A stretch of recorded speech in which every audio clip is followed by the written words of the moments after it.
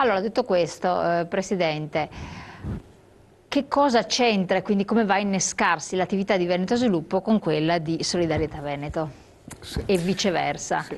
Allora, noi fondamentalmente destiniamo i soldi che ci vengono messi a disposizione alle imprese, alle PMI, perché questo vuole la normativa comunitaria, anche quella nazionale. PMI vuol dire fondamentalmente con imprese che hanno un fatturato massimo di 50 milioni annui.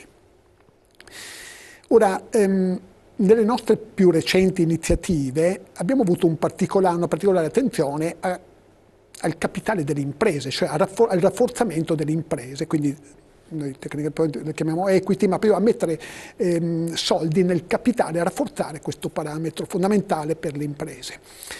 E abbiamo peraltro avviato anche delle iniziative utilizzando fondi di terzi. Per il momento stiamo usando fondi nostri, fondi delle banche, fondi della regione, ma stiamo cercando fondi perché le imprese ce li chiedono proprio per metterli nel loro patrimonio.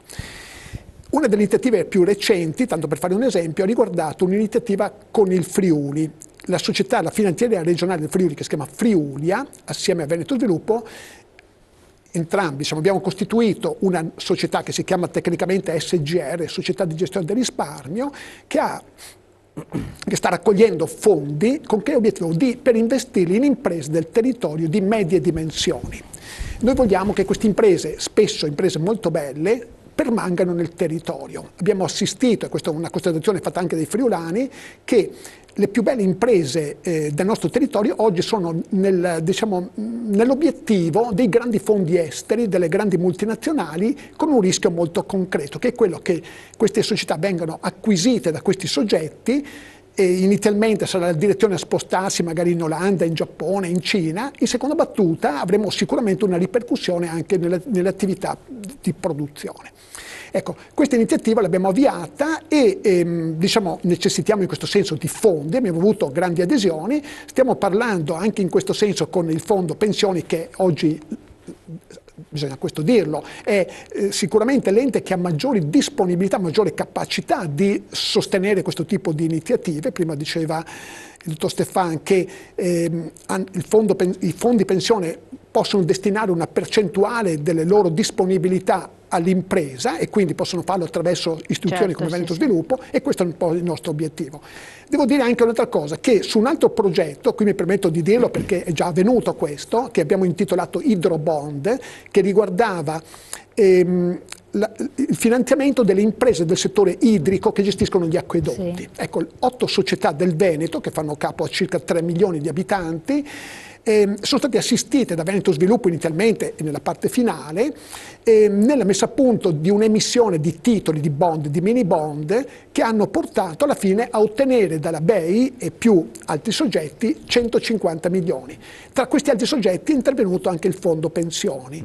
E questo, è un'altra iniziativa che ci ha visto accomunati, perché noi abbiamo in qualche modo organizzato l'operazione, o contribuito, perché poi sono intervenuti altri soggetti, però tra i finanziatori, oltre alla BEI, c'era il fondo pensioni, c'era anche un'altra banca italiana, e questo secondo me è un inizio molto interessante, perché sono iniziative di estrema importanza per il nostro territorio. Assolutamente. È anche per voi, dà un'immagine diversa, insomma, il fondo, una sostanza diversa. Beh, sì, è un tema, quello del territorio e dell'investimento nella piccola e media impresa, importante, in quanto, come abbiamo detto, l'associazione Solidarietà Veneto ha da un lato i lavoratori ma dall'altro anche le imprese, sì. E se vuol fare territorio dal lato del welfare dei lavoratori, in qualche modo lo deve fare anche nell'ambito degli investimenti. In questo senso si sposa come concetto questo molto bene con il tema della diversificazione. Noi già dal 2013 abbiamo investito ben 35 milioni di euro in obbligazioni emesse da banche e aziende del territorio, tra cui anche l'operazione Hydrobond, che è stata citata poco fa dal Presidente Grosso, che è stata piuttosto interessante anche per la dimensione, direi, ma ce ne sono state anche altre nell'ambito di questo progetto, ad esempio l'investimento nei mini bond dell'Arigoni di Asiago oppure di Corvallis, insomma aziende che conosciamo anche piuttosto bene. La novità è quella dell'equity, quindi ok diversificare la parte obbligazionaria, la parte di debito, ma anche la parte di capitale. La normativa europea, Solvency, Basilea, richiede, diciamo così, dispone che siano i fondi pensione uno degli strumenti adatti a fare investimenti di lungo periodo per le infrastrutture e per il sistema. Il problema che abbiamo qui in Italia è che i fondi pensione sono ancora piccolini sì, e abbiamo una potenza di fuoco tutto sommato limitata. Se riuscissimo a fare questo tipo di operazioni con le dimensioni degli olandesi, beh, io credo che per il Veneto noi saremmo un interlocutore importantissimo per il sistema, in grado di non farci portare via la governance delle aziende più belle, come diceva poco fa, da qualcun altro. Magari rimane qui il lavoro, ma la testa viene spostata da un'altra parte. Ecco, allora la finanza non è indifferente. Esatto, bravissimo, però la finanza non è indifferente e soprattutto col fatto che si vuole dare apertura a livello nazionale, centralizzare il sistema, dare apertura a livello nazionale a fondi stranieri, a capitali stranieri, mi sembra che contrasti con questo tipo di obiettivo. Occorre che noi ci siamo sul pezzo e che rispondiamo quantomeno di fare misura, no? Sì. Ma rientra nell'ottica, diciamo così, governativa nazionale oppure state remando controcorrente? Ci sono delle novità interessanti. Nell'ultima legge di stabilità, dove è stato proposto un aumento dell'incremento della tassazione sui fondi pensione, è stato approvato un emendamento che dice in sostanza che se i fondi pensione investono in strumenti a lungo termine, quindi questi strumenti qui, hanno diritto a un credito d'imposta che si riverberebbe in termini di tassazione in modo molto positivo. Nel caso nostro, dove noi abbiamo già avviato questo tipo di progetto, avremo tassazione più bassa se facciamo investimenti in questa direzione. Ora noi auspichiamo che nei decreti attuativi che saranno approvati dal legislatore, gli strumenti prescelti per fare questo tipo di investimenti non siano strumenti, diciamo così, centralistici, ma che permettono di fare effettivamente investimento nelle piccole e medie imprese, nelle infrastrutture, nel territorio. Ci aggiornerete al riguardo dello stato dell'arte a questo punto? Assolutamente. È doveroso dare l'informazione ai nostri cittadini. C'è qualcosa da aggiungere proprio in chiusura?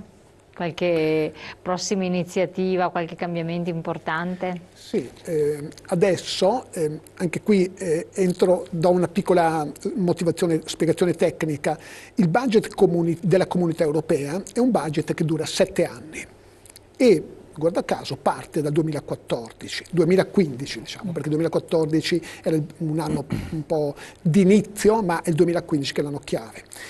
E coincidenza vuole che anche nell'ambito regionale ci sia un rinnovo, diciamo, del Consiglio regionale, ci saranno gli organi, l'organo massimo del Consiglio regionale e la Giunta regionale verranno modificati. Ecco, in questo contesto noi siamo pronti a proporre, a fare una serie di proposte alla Regione del Veneto per utilizzare i soldi che la Regione ha già di sua proprietà, rivolti proprio alle imprese. Intendiamo operare con molta forza nel campo delle, dicevo prima, delle garanzie, rafforzare moltissimo questo aspetto. Il nostro obiettivo è quello di consentire nuova finanza per il Veneto di alcuni miliardi. Adesso vedremo quanti, nel senso di occorre che otteniamo questa disponibilità della Regione del Veneto, che si possa disporre di fondi che abbiamo già nelle nostre titolarità ma che vanno concordati, che vanno per l'utilizzo, e questo dovrebbe essere probabilmente l'elemento chiave del di questo settennato, assieme a un secondo tema che è quello che diceva ora anche il